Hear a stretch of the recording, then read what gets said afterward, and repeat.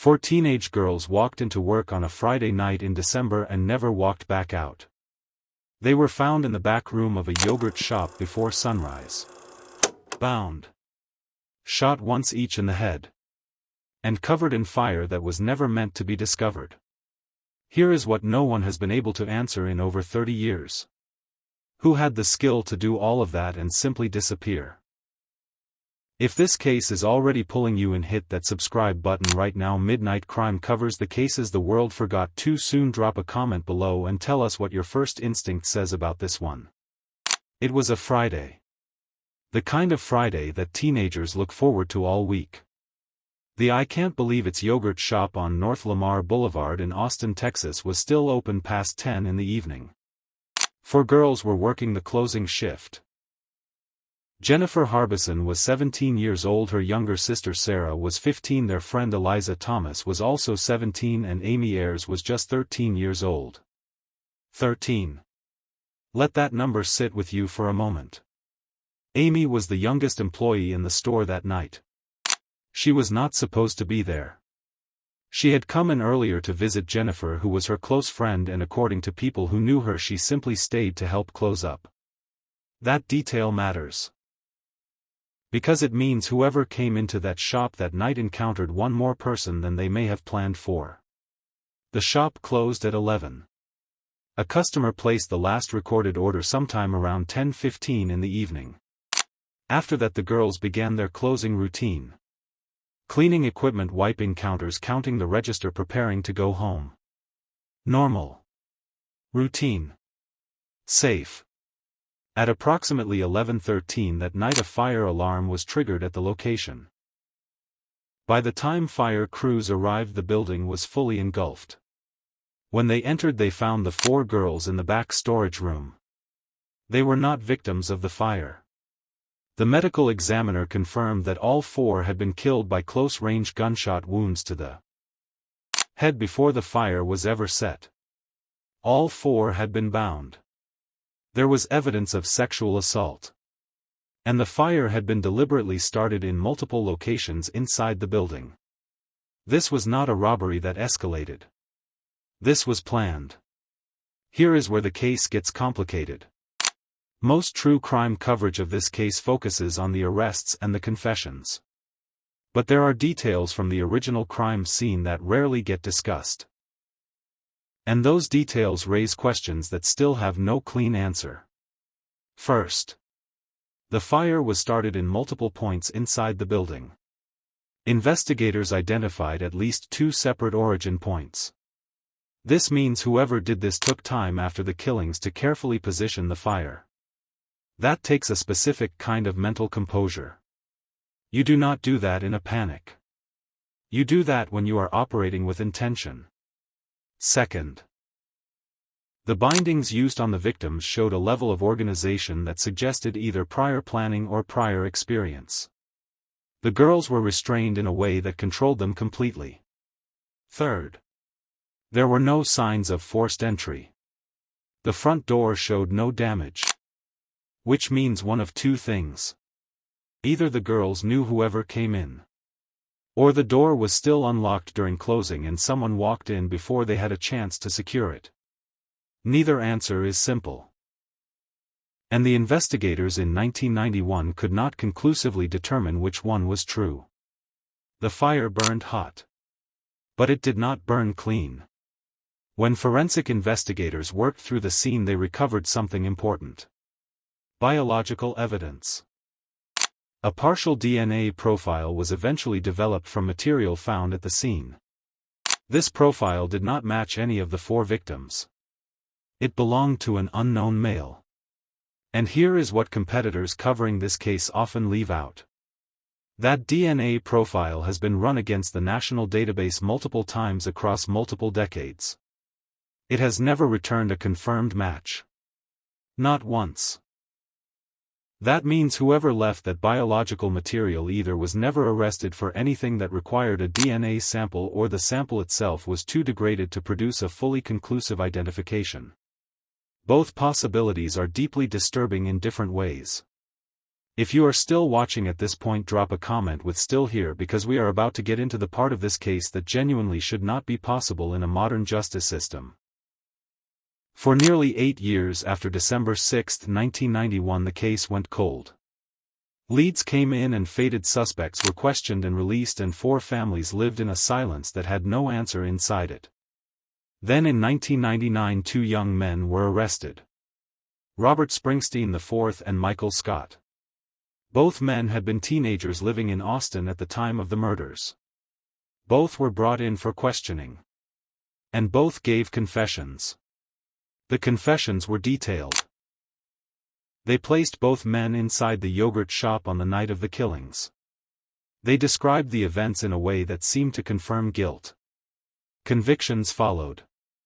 Springsteen was convicted in 2001, Scott in 2002.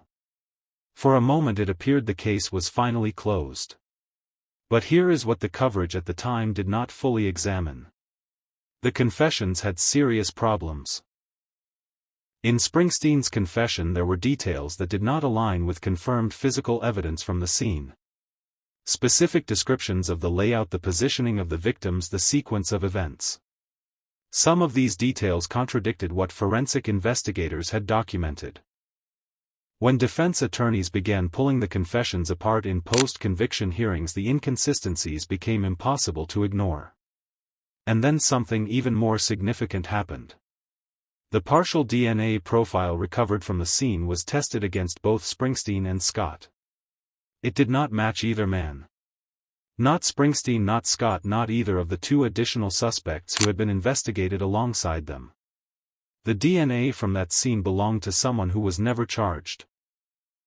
In 2009, Robert Springsteen's conviction was overturned. Michael Scott's followed. Both men were released. And the case reopened with no active suspect. What the confessions actually tell us. This is where behavioral analysis becomes important. And this is where midnight crime goes deeper than most. When a false confession occurs, it rarely comes from nowhere. Research on false confessions in violent crime cases consistently shows a pattern. Extended interrogation periods, psychological pressure applied over time, suggestion of details by investigators that later appear in the confession itself, suspects who are young, exhausted, or cognitively vulnerable. Both Springsteen and Scott were questioned extensively before confessions were obtained. Neither had legal representation present during the most critical portions of the questioning. The technique used in these interrogations was later scrutinized by legal experts who pointed to practices that have since been identified as confession contaminating. This does not mean the investigators were acting in bad faith. It means the system failed. And it means 2 men served years in prison for murders they were not proven to have committed. While whoever left their DNA inside that shop remained free. When the original arrests were made in 1999, there were actually 4 individuals brought in for questioning. Robert Springsteen, Michael Scott, Maurice Pierce, and Forrest Wellborn. Pierce and Wellborn were released without charges. But their names never fully disappeared from the case. Pierce in particular remained a person of interest in the eyes of some investigators and family members for years after the overturned convictions. He has maintained his innocence. No charges have ever been filed against any of the 4 men since the convictions were overturned. And the unknown DNA profile from the scene has never been publicly matched to any named individual. Which brings us to a question that no authority has been able to answer cleanly. Was there one perpetrator that night or more than one? The level of control demonstrated over 4 victims in an enclosed space suggests either a single individual with exceptional capability or more than one person working in coordination. Neither conclusion is comfortable. This section matters.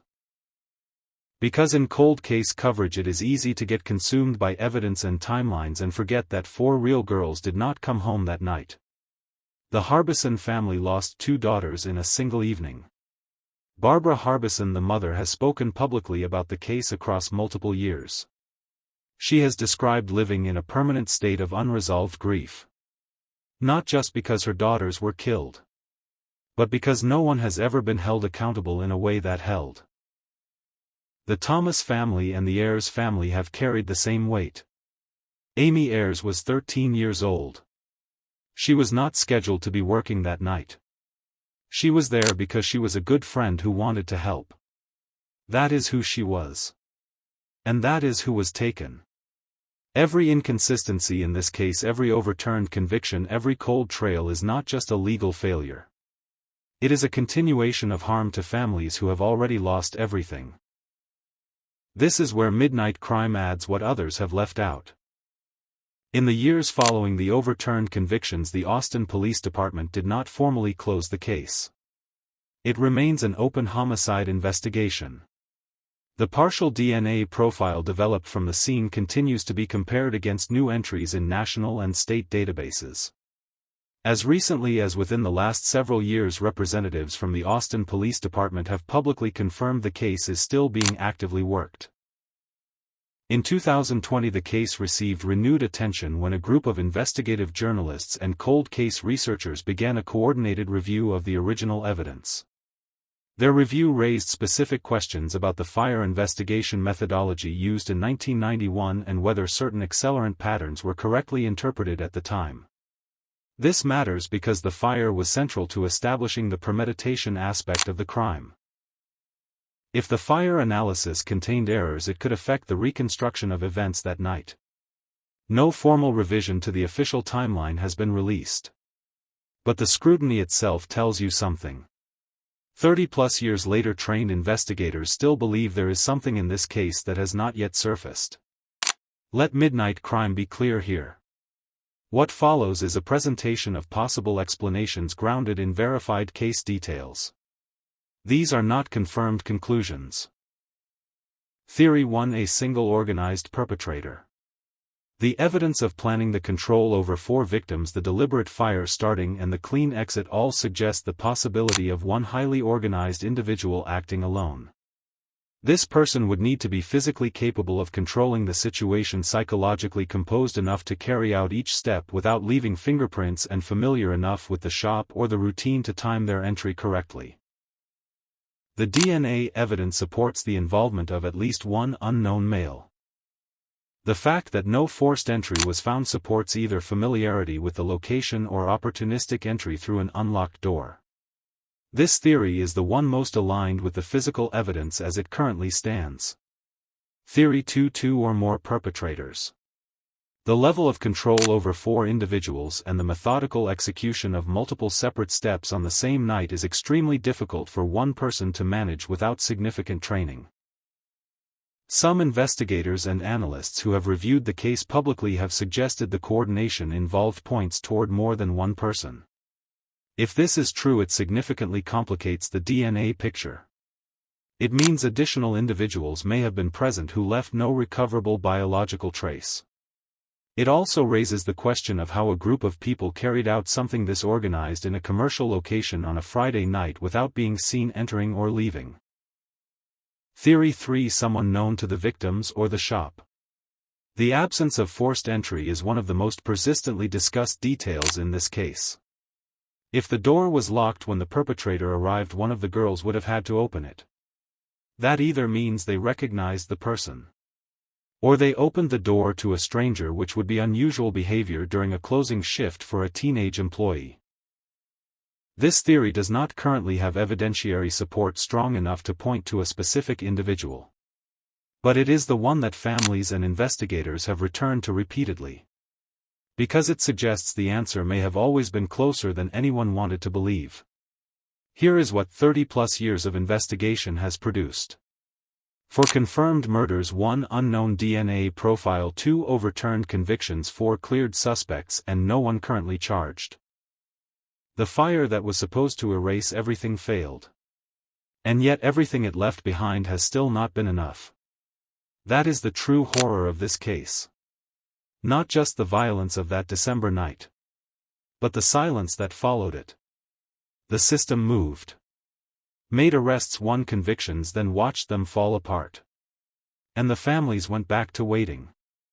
The most disturbing question in this case is not who did it. It is this: If the DNA profile from that scene belongs to someone who has since been arrested for another crime and entered into the database, why has it not returned a match? Either the sample is too degraded to confirm, or the person it belongs to has never been arrested.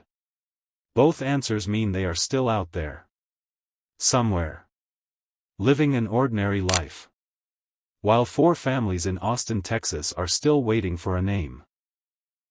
If this case hit you the way it hit us, share this video with one person right now. Subscribe to Midnight Crime for cases that refuse to close, and drop your strongest theory in the comments below. We read every single one because sometimes the right eyes on a case change everything.